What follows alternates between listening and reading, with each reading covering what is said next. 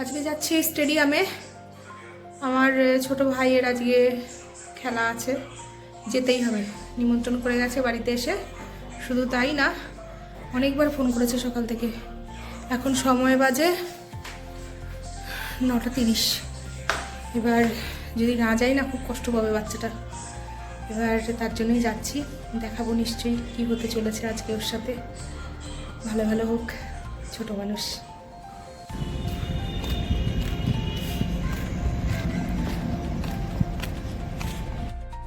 চলুন, আমি রাস্তায় উঠতে উঠতেই দেখলাম যে টোটো পেয়ে গেছি। ওপাশে আর যেতে হয়নি। ওপাশে গেলে আমি হয়তো বাসে যেতাম। দীপাকে ফোন করেছিলাম যে দীপা যাবো কী করে, আমি তো স্টেডিয়ামের আগে কখনো যাইনি। তো দীপা বললো যে স্টেডিয়ামে আসার জন্য নেদেরপাড়া হয়ে আসলে সুবিধা হয়, তুমি বাসে চলে এসো। কিন্তু বাসের অপেক্ষা করলে হবে না, কারণ আমার বেশ দেরি হয়ে গেছে অনেকটাই। এইবার স্টেডিয়ামে এসে আমি জায়গা খুঁজে পাচ্ছিলাম না কীভাবে ঢুকবো। এইবার গ্যালারিতে এই ডান পাশে খেলা হচ্ছে আর বাঁ পাশের গ্যালারিতে সবাই বসে আছে। দীপাকে ফোন করলাম। দীপাকে ফোন করার সাথে সাথেই দেখলাম হ্যাঁ দীপা ওখান থেকে দাঁড়িয়ে আছে। আর এত লোকের মধ্যে কী করে খুঁজবো। আর ওই যে দেখতে পাচ্ছেন একম দেবনাথ আমার বরটি দাঁড়িয়ে আছে দৌড়াবে বলে। আর এখানে দাঁড়ানোর সাথে সাথে ও কিন্তু এদিকেই তাকিয়ে আছে মায়ের দিকে। আর মিমি আসলাম কিনা সেই জন্য তো আমাকে দেখলো আর ও বুঝলো হ্যাঁ মিমি এসছি। আর দৌড়ে কিন্তু আমার ছোট বরটি এইবার সেকেন্ড হয়েছে।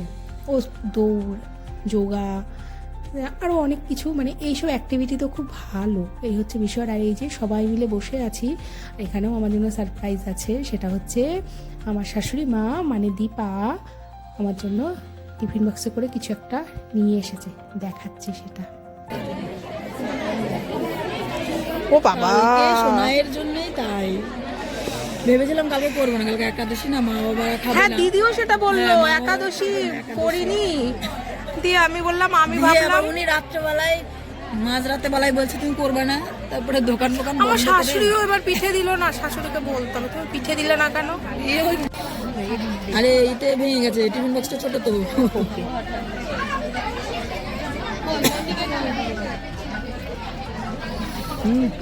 হেভি আছে। দিয়ে নিয়ে যাই, ও নিয়ে আসলো। ওনার আমার পাটিসাপটাটা খুব প্রিয়। আমি পাটিসাপটা অত বেশি পছন্দ করি না।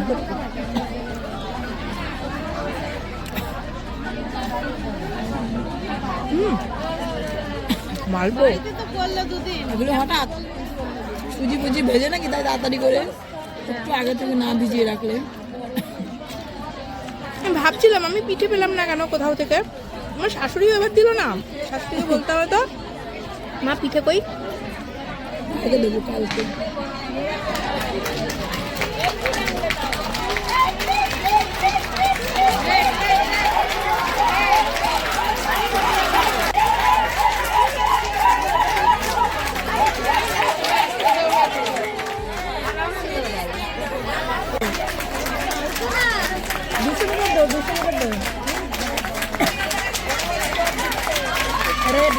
রেড ইস ইস।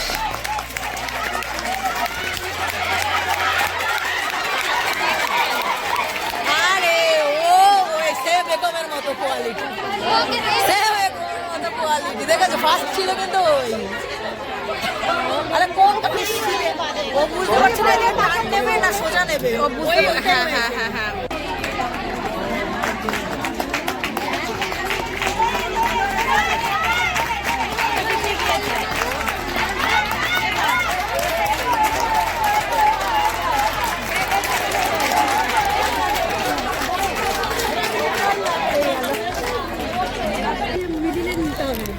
ওহো চলো হয়েছে হয়েছে।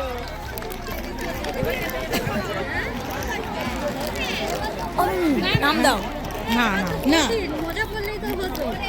চলো নাম দে। আমি জ্বালা যদি না হয় আর হলে হবে না হলে না হবে, ওটা মজা, ওটা মজা। ও এ পুরুষদের জন্য একরকম, মহিলাদের জন্য একরকম। এই যে হিট উইকেট, এই যে এরকম ছেলেদের। এই চলো চলো চলো চলো লাইন দিয়ে দেখি। অনেক বড় লাইন। ওরে বাপ রে, দেখে নি আরে আর কিছুই না। ওটা দেখে নি। হ্যাঁ ওরে মা গো মা। বলছি আপনাদের হয়ে গেছে লাইনটা ওখান থেকে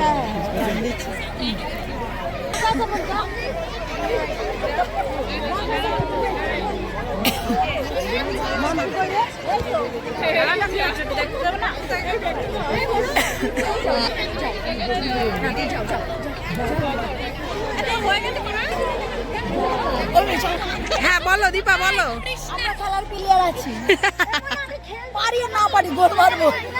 দুটো তো নিয়েছো আবার ঠিক আছে আমরা হচ্ছি হেরো পার্টি,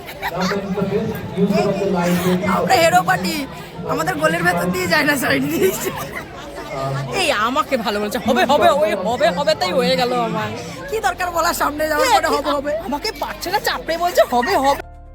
সবাই তো ভীষণ পরিমাণে গল্প আড্ডা দিতে দিতেই সময় কাটালাম, খেলাও দেখছি সাথে সাথে। আর ওই যে ভাই এসে দাঁড়িয়ে আছে, এবার ভাই আসলো মানে ভাইয়ের সাথে এবার কথা বলবে বলতে, ভাই লং জাম্পে সেকেন্ড হয়েছে, ও রানেও হয়েছে লং জাম্পেও হয়েছে। এইবার বিষয় হচ্ছে আমরা না ওটা দেখতে পাচ্ছিলাম না, কারণ লং জাম্পের জায়গাটি করা হয়েছে বেশ দূরে, এতটুকুই দূরে যে আমাদের দ্বারা সম্ভব না। তবে আমরা আইডিয়া করেছিলাম যে হ্যাঁ ওখানটা কিছু একটা আছে। যাই হোক, উনি এসে আমাদের খবরটা দিয়ে গেলেন, আর দেওয়ার সাথে সাথে আমাদের একটু মনটা ফ্রি হয়ে গেল আরও বেশি, যে কিছু তো একটা ব্যাপার। ওই যে হাই করছে দেখুন একবার হাত তুলে, আর আমি বললাম ভাই ভিডিও করছি, দূর থেকেই বললাম কথাটা। ও বলছে না দূর তুমি যে কি করো না। তো যাই হোক, একটু কষ্ট হয়েছে যে সামান্য একটুখানিকের জন্য ও ফার্স্ট হতে পারেনি। ঠিক আছে, হয়নি, নেক্সট বার হবে। আর ভাই বললাম না, অ্যাক্টিভিটিতে ভীষণ ভালো, মানে ভীষণ ভালো সব কিছুতে, মানে এমন কোনো অ্যাক্টিভিটি নেই যেটা ও ভালো পারে না।